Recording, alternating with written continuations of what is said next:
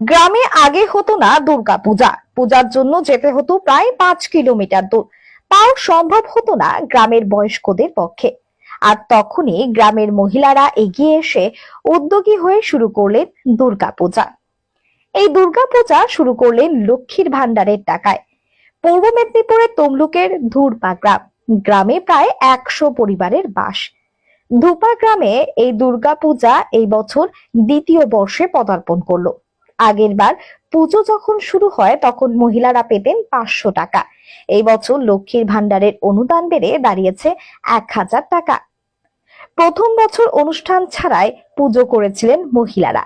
আরো 500 টাকা অনুদান বাড়ায় এবছর পুজোর প্রত্যেক দিনই কোনো না কোনো অনুষ্ঠানের আয়োজন রেখেছেন আয়োজক মহিলারা। দ্বিতীয় বর্ষের এই পুজো এভাবেই এগিয়ে নিয়ে যাবেন তারা, এমনটাই জানান ধুরপা গ্রামের মহিলা পুজো উদ্যোক্তারা।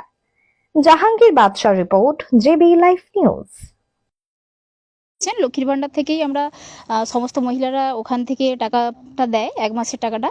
তো ওখানে সবাই অনেকেই আছে যে যেটা লক্ষ্মীর ভান্ডার পাচ্ছে, কেউ 500 করেও দিচ্ছে, আবার অনেকেরই সামর্থ্য অনুসারে কেউ 1000 দিচ্ছে, 1500 দিচ্ছে, তার সামর্থ্য অনুসারে সে দিতেই পারে। তো সেইভাবে তার সাথে সাথে যেটা করছে, প্রত্যেকের যে মহিলারা আছে সবারই হাজব্যান্ড ইনভলভ এই পুজোতে। তো ওরা সবাই হচ্ছে কন্ট্রিবিউট করছে। আর যেটা করি আমরা কিছু কালেকশন করে নিই, তো সেখান থেকে আমাদের হয়ে যায়।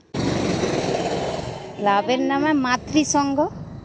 এটা যেহেতু সব মেয়েদের পুজো, সাইডে ছেলেরা আছে কিন্তু তবুও সহযোগিতা করে, কিন্তু এটা আমরা মেয়েরাই উদ্যোগী হয়ে এটা আমরা পুজোটা শুরু করেছি। যেহেতু এই লক্ষ্মীর ভাণ্ডারটা যেই থেকে আমরা পেয়েছি, সেই থেকে এই পুজোটা আমাদের মনে একটা মানে জোর আসছে যে আমরা ছেলেরা যতই সাইডে থাকুক তবু নিজেরা আগ্রহ হয়ে এটা করতে এসে।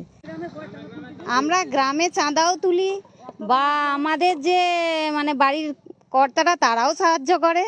এটা শুধু মেয়েরাই যে করে তা নয়, কিন্তু মেয়েরা বেশি এতে উদ্যোগী হয়েছে।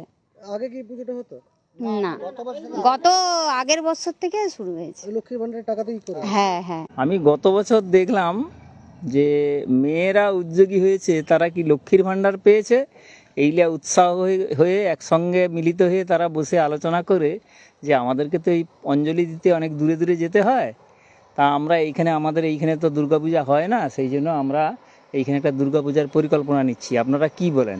তা আমরা বললাম ঠিক আছে আপনারা করুন, আমরা পেছনে আছি, সাথ দেবো।